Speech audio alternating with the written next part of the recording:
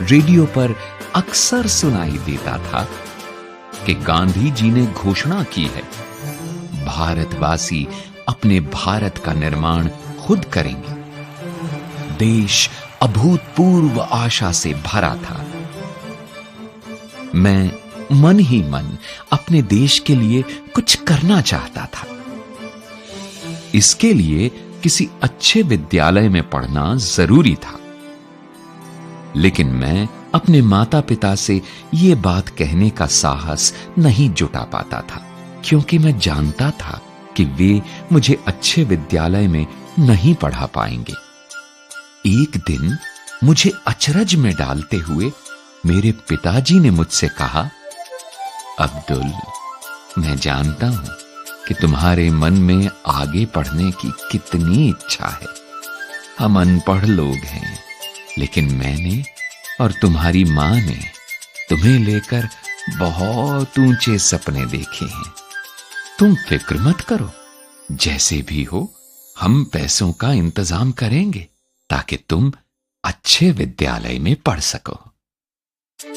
रामेश्वरम से दूर समुद्र पार चहल पहल भरे रामनाथपुरम शहर में था द श्वार्ट्ज स्कूल। मेरे भैया मुझे वहां ले गए और मेरा दाखिला करवा दिया। वो बहुत अच्छा विद्यालय था। उन दिनों आजकल की तरह बिजली के पंखे नहीं होते थे।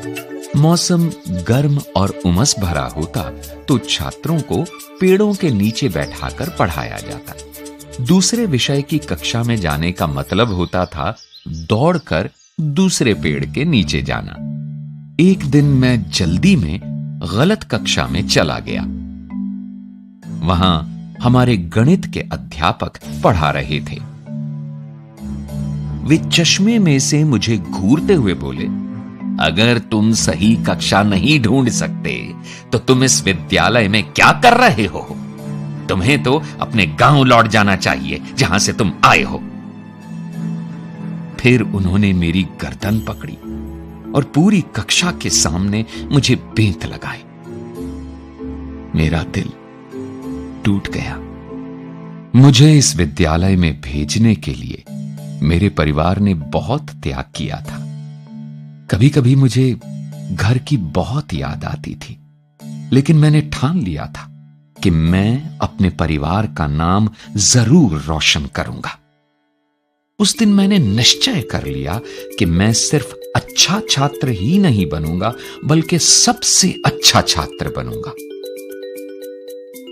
मैं दिन रात पढ़ाई में जुट गया। कुछ महीनों बाद जब परीक्षा का परिणाम आया तो मुझे गणित में पूरे अंक मिले थे। मैं उत्साह से भर उठा। अगली सुबह प्रार्थना के बाद मुझे दंडित करने वाले गणित के अध्यापक जी खड़े हुए और मुस्कुराकर बोले, मैं जिसे भी बेंत लगाता हूं वह महान बन जाता है। उनकी बात सुनकर सब लोग हंसने लगे। फिर अध्यापक जी ने पूरी बात बताई और मेरी ओर इशारा करते हुए बोले, मेरी बात याद रखना, एक दिन ये लड़का इस विद्यालय और अध्यापकों का मान जरूर बढ़ाएगा। अध्यापक जी की बात सुनकर मैं पहले हुए अपने अपमान की कड़वाहट भूल गया। उस सत्र के खत्म होने पर जब मैं अपने घर लौटा तो हमारे परिवार ने बहुत खुशियां मनाई। मेरी मां ने घर पर ही मिठाई बनाई और पिताजी ने पूरे रामेश्वरम में मिठाई बांटी। और उस दिन मुझे लगा कि मैं भी किसी लायक हूं। लेकिन अभी बहुत कुछ पाना बाकी था।